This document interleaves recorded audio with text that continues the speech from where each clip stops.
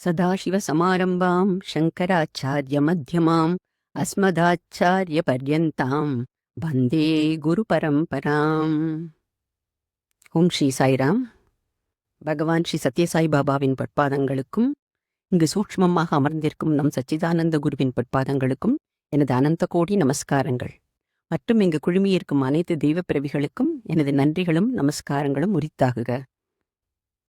நம்முடைய பாரத பண்பாட்டின் ஆணி வேராக திகழ்வது வேதங்கள் ஆகும். வேதங்களின் இறுதிப் பகுதி வேதாந்தம் அல்லது உபனிஷதங்கள் என அழைக்கப்படுகின்றது. வாழ்வின் மிக உயர்ந்த உண்மைகளை எளிமையாக நமக்கு உணர்த்துபவை இந்த மறைமொழிகள். அந்த ஞான பொக்கிஷத்தை நாம் அனைவரும் பருக வேண்டும் என்ற உயரிய நோக்கத்தில் நமது சச்சிதானந்த குரு ஸ்ரீ நவீன் சாய் அவர்கள் ஒரு அற்புதமான சங்கல்பத்தை மேற்கொண்டுள்ளார். அதுவே பிரதிதினம் ஏகம் ஸ்லோகம், ஒவ்வொரு நாளும் ஒரு ஸ்லோகம். இந்த சங்கல்பத்தின் நோக்கம் என்ன?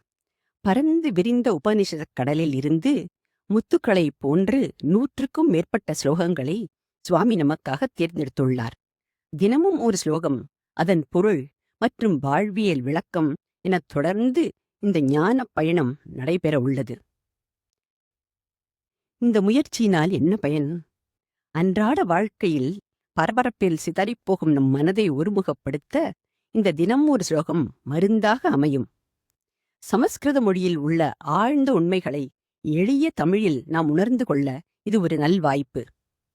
நம் சந்ததியினருக்கு நம் பாரம்பரியத்தின் பெருமையை எடுத்துச் சொல்ல இது ஒரு பாலமாக அமையும்.